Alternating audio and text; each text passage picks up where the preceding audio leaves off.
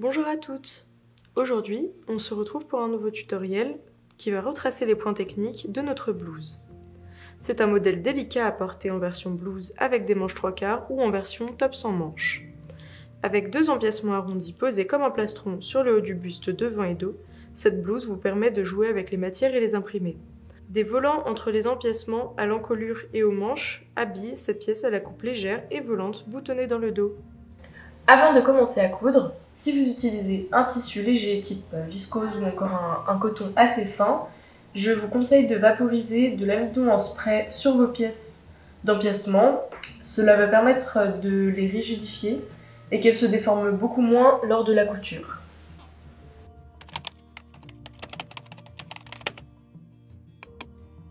J'ai déjà assemblé les côtés de mes volants d'empiècement. À présent, je vais venir les replier au fer endroit contre endroit, comme ceci sur toute leur longueur, et je vais réaliser cette opération pour les deux volants d'empiècement et le volant de l'encolure. Voici mes bandes repliées sur elles-mêmes. J'ai déjà cousu les fils de fronce dans un fil plus clair pour que vous puissiez avoir un aperçu à la caméra. La couleur des fils de fronce n'a pas d'importance car ils seront retirés plus tard.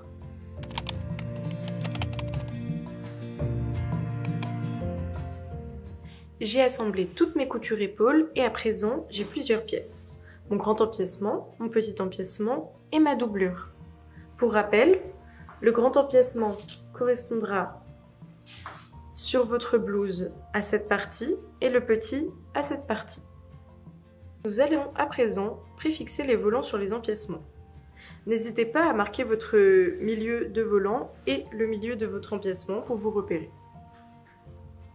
Après avoir épinglé les milieux, nous allons pouvoir commencer à délicatement tirer sur nos fils de fronce afin d'obtenir la même longueur sur le volant que sur l'encolure. Il y a un cran pour vous repérer qui correspond à la couture épaule. Faites attention à bien répartir vos fronces pour obtenir un joli rendu. À présent, je me retrouve avec un des deux côtés froncés. Il ne me reste plus que l'autre côté. Mes fronces sont bien réparties. Je vais pouvoir les préfixer en cousant à 7 mm des bords.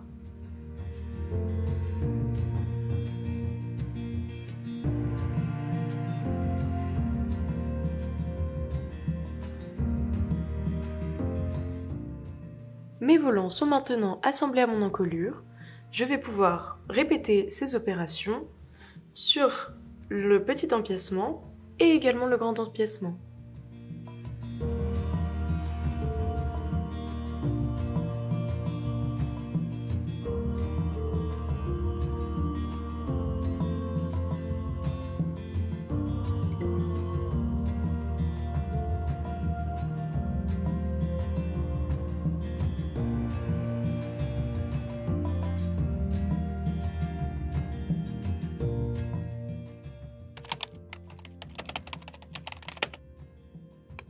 Maintenant que mes volants sont préfixés sur mes empiècements, je vais pouvoir assembler mes empiècements ensemble. Il est très important d'avoir cousu précédemment à 7 mm pour pas que les coutures soient apparentes lors de l'assemblage.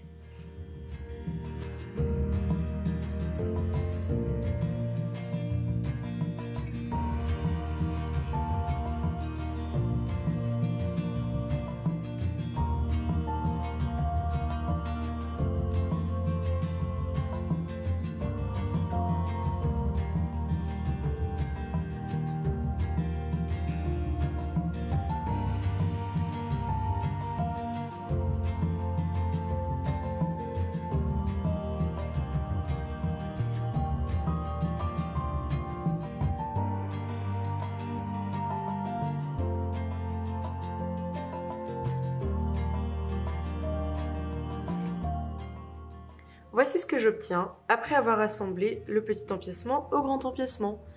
J'ai bien repassé les assemblages afin de coucher le volant vers le bas.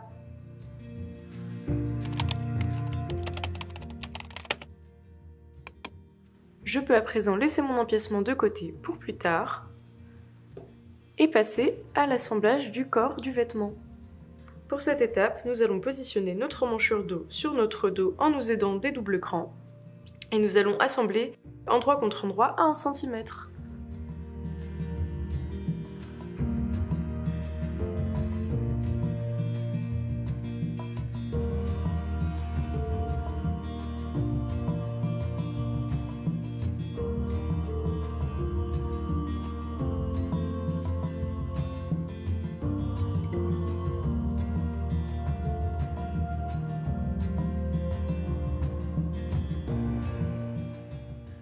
Une fois mon dos et ma manche assemblés, je vais pouvoir cette fois-ci assembler ma seconde emmanchure qui correspond au devant à mon devant de blouse, toujours en s'aidant d'écran.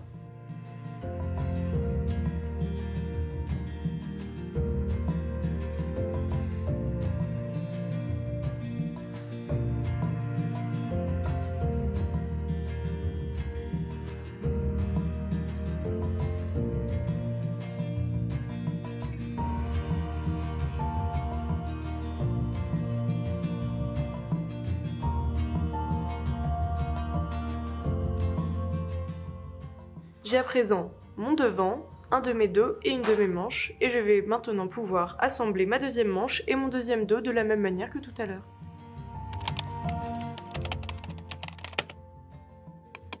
Le corps de ma blouse est assemblé, j'ai bien repassé mes valeurs de couture vers les manches, et j'ai également surjeté les côtés. À présent, je vais pouvoir assembler endroit contre endroit les côtés comme indiqué sur le schéma du tutoriel. Vérifiez que vos côtés épinglés à assembler correspondent bien à ceux que j'ai épinglés dans la vidéo.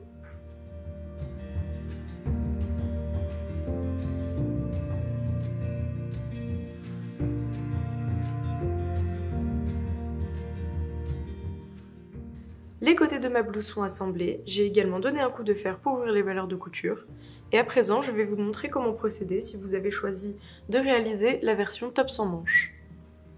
Si vous avez choisi de réaliser la version top, vous allez surjeter vos coutures côté et les assembler, puis donner un coup de fer pour ouvrir les valeurs de couture.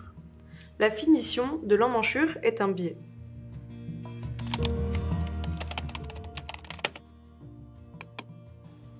Munissez-vous de vos deux bandes de biais que vous allez replier sur elles-mêmes au fer, envers contre envers comme ceci. Voici ce que vous devez obtenir une fois vos deux bandes repliées. Positionnez le bord franc de votre biais sur l'emmanchure et épinglez.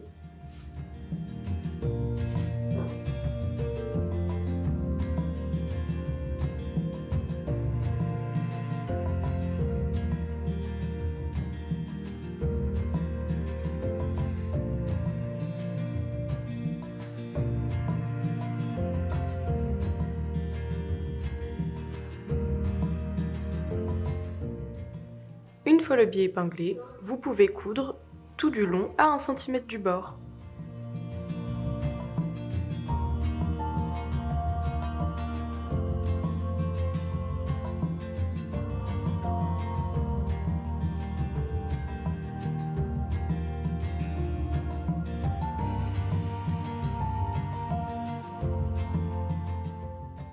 À présent que nous avons assemblé notre biais à notre emmanchure, nous allons pouvoir recouper l'excédent sur les côtés s'il y en a, et recouper notre valeur de couture à 5 mm.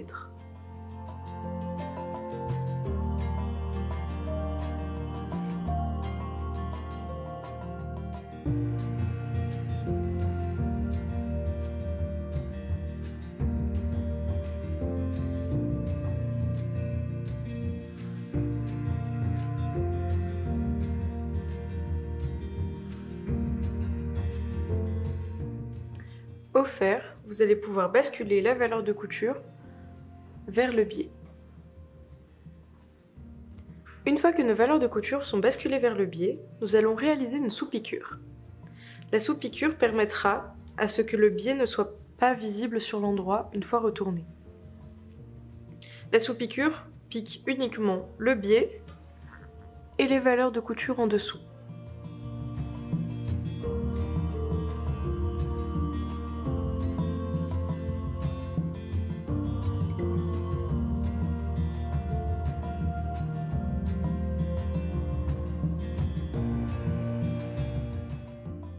Une fois notre sous-piqûre réalisée, nous pouvons à présent rabattre notre biais sur l'envers et cette fois-ci réaliser une surpiqûre pour maintenir le biais en place.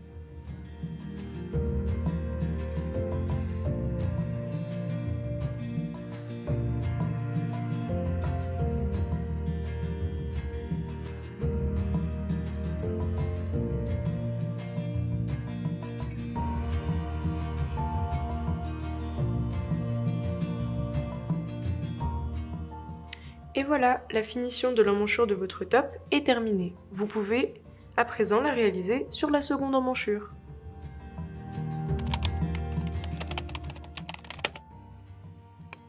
Je repasse sur l'autre tissu pour vous montrer comment assembler le corps avec l'empiècement pour la version blouse. J'ai au préalable cousu des fils de fronce sur les dos et sur le devant. Je viens positionner mon empiècement sur le haut de ma blouse. Pour cela, je vais mettre des crans du milieu devant, de la couture épaule qui vient se positionner sur le cran d'épaule sur la manche,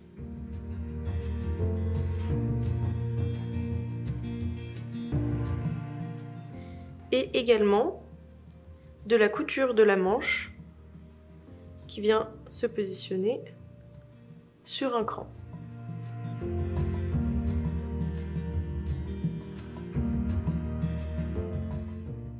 Je vais répartir la longueur qui me reste en faisant des fronces pour obtenir la même longueur que sur mon empiècement.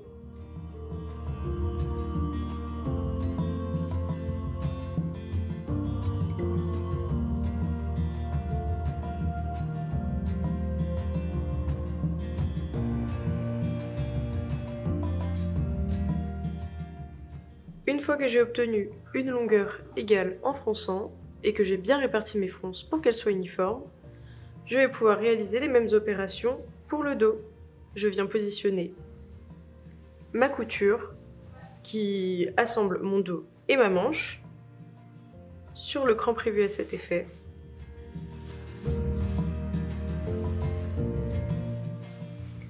Et je peux ensuite froncer mon dos jusqu'à ce qu'il obtienne une longueur égale à mon empiècement.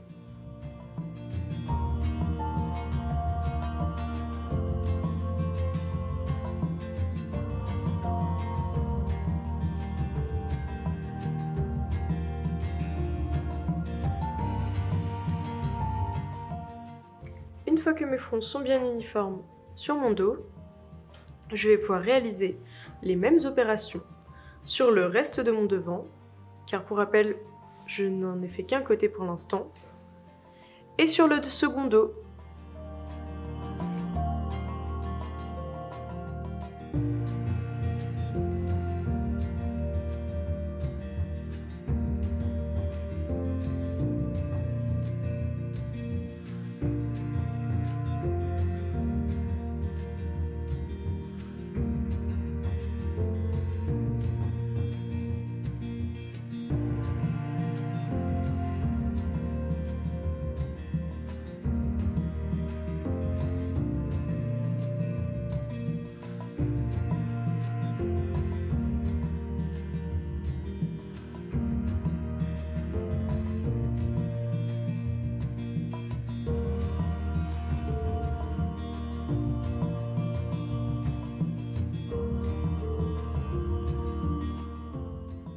Une fois que mes fronces sont toutes bien réparties et mon empiècement bien assemblé à ma blouse, je vais pouvoir coudre tout le long de l'empiècement à 7 mm du bord.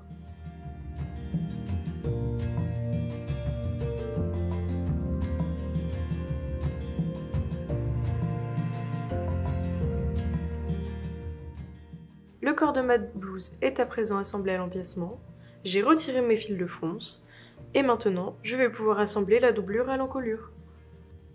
Nous avons déjà assemblé notre doublure précédemment, et il ne nous reste plus qu'à l'assembler à l'encolure. Pour cela, nous allons l'épingler en respectant l'écran et les coutures épaules, endroit contre endroit.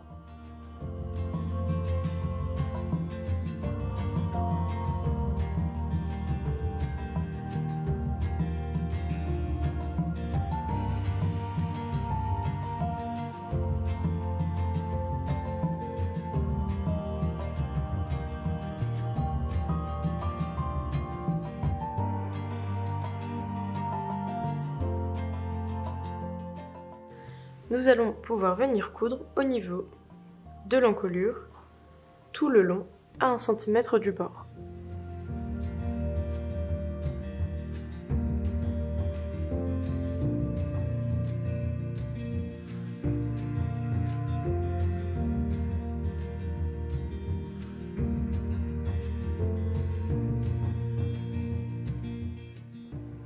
La doublure est assemblée à mon encolure. J'ai retiré mes fils de fronce et je vais maintenant pouvoir venir cranter mon arrondi.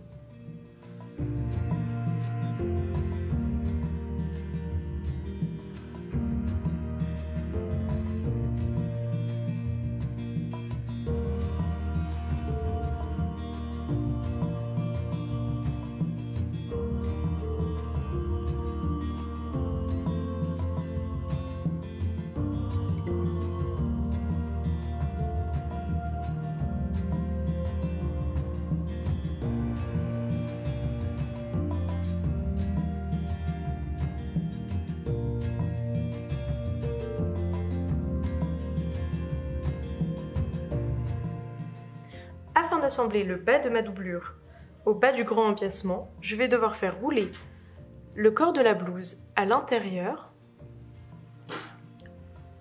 comme ceci, ce qui dégage les valeurs de couture de mon grand empiècement que je vais épingler contre ma doublure, toujours en respectant l'écran.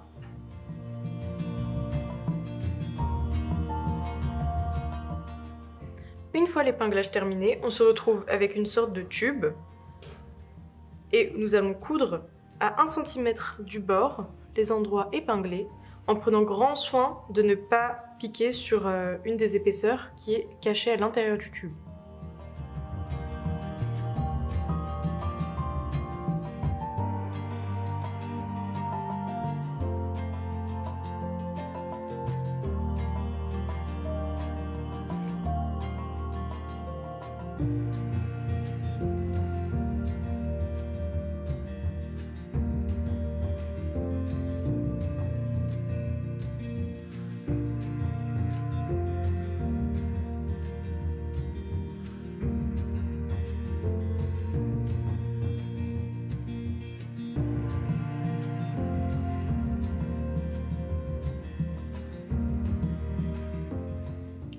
Mon empiècement est assemblé avec ma doublure. Je vais maintenant pouvoir le retourner et contrôler sur l'endroit si aucune épaisseur n'a été prise dans les coutures.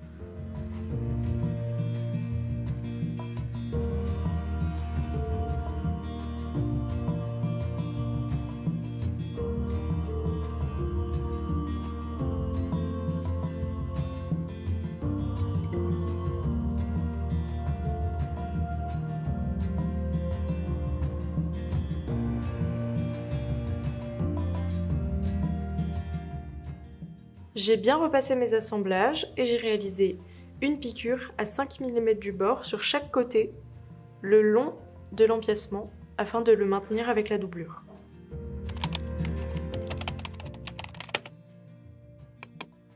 Je vais maintenant vous montrer comment assembler le corps à l'empiècement pour la version top.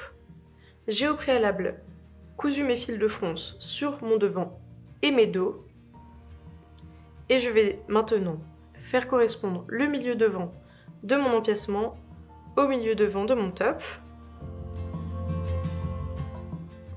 Et ensuite, je vais faire correspondre le second cran de mon empiècement à mon début d'emmanchure de mon top. Je vais ensuite répartir la valeur en trop dans mes fronces.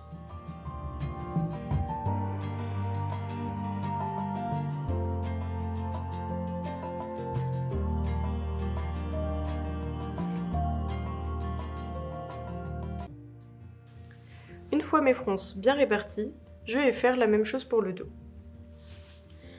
Mon cran, se situant à quelques centimètres de ma couture épaule, va venir se positionner sur mon emmanchure dos.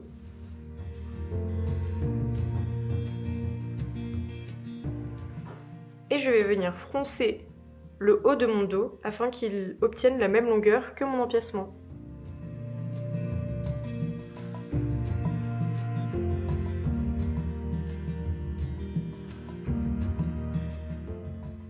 Une fois les fronces de mon dos bien réparties, je vais répéter ces opérations pour la seconde moitié du devant et mon second dos. Une fois mes fronces bien réparties, je vais pouvoir assembler mes empiècements à mes dos et mon devant à 7 mm du bord.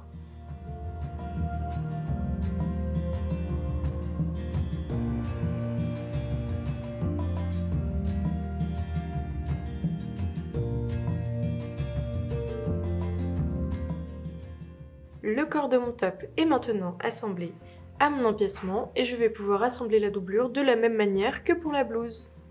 Je reprends ma blouse pour les dernières étapes du tutoriel. Les dernières étapes ne changent pas entre la blouse et le top.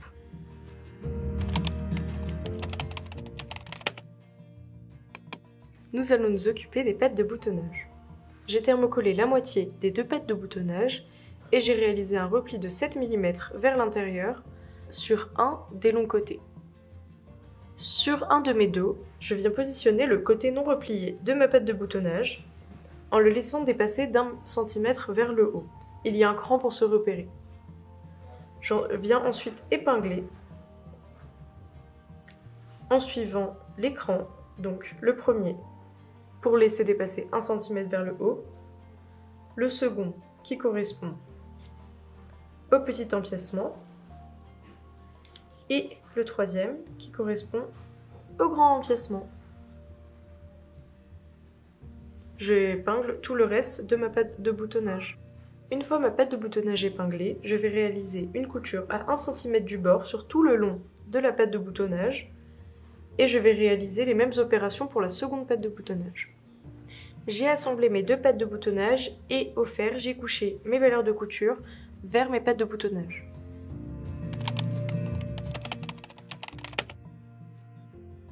Je vais maintenant m'occuper de la finition de ma patte de boutonnage. Pour cela, je vais la replier sur elle-même, endroit contre endroit. Je fais correspondre les côtés pliés et je vais venir les épingler ensemble. Je vais maintenant réaliser une couture à 1 cm du bord le long de la patte de boutonnage. J'ai réalisé mes coutures des 2 côtés de la patte de boutonnage et à présent, je vais pouvoir dégarnir l'excédent des valeurs de couture.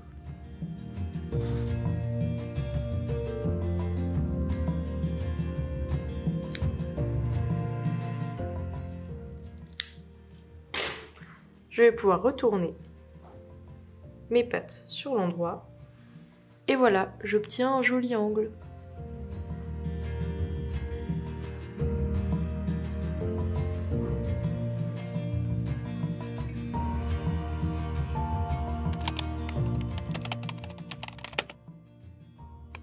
J'ai repassé mes angles et mes pattes de boutonnage pour obtenir une jolie finition. Et à présent, nous allons rabattre la patte de boutonnage. Pour cela, il faudra épingler ou bâtir comme vous préférez votre patte de boutonnage afin de prendre toutes les épaisseurs ensemble. N'hésitez pas à contrôler sur l'envers régulièrement pour être sûr que vous prenez bien toutes les épaisseurs.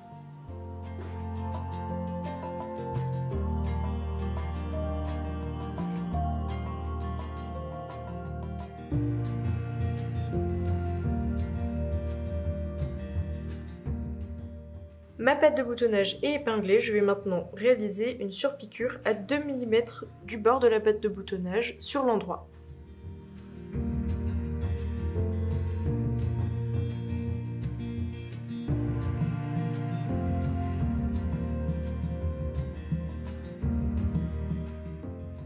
Voilà, j'ai terminé les surpiqûres de mes 2 pattes de boutonnage.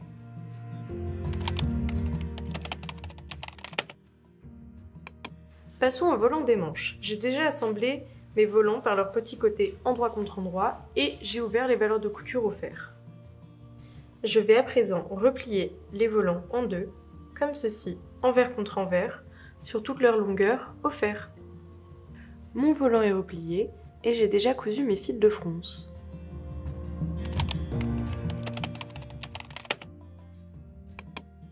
Je vais épingler mon volant sur ma manche en m'aidant des coutures et du cran.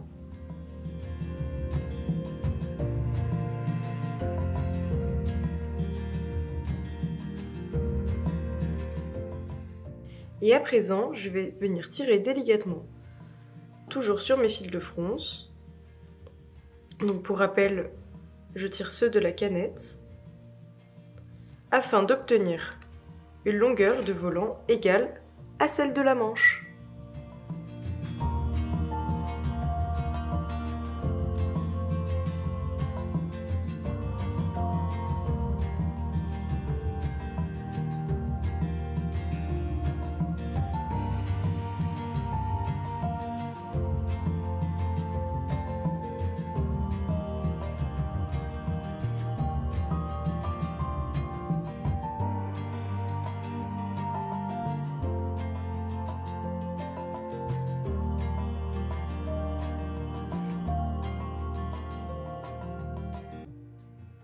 Une fois que mes fronces sont bien réparties, je vais pouvoir effectuer une couture à 1 cm du bord et je vais surjeter mon assemblage.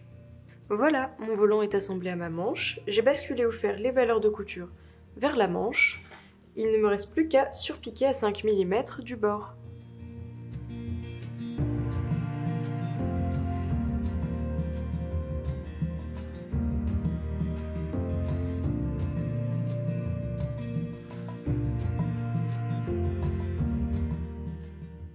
Et voilà, votre blouse est quasiment terminée. Il ne vous restera plus qu'à réaliser votre ourlet, broder vos boutonnières et coudre vos boutons.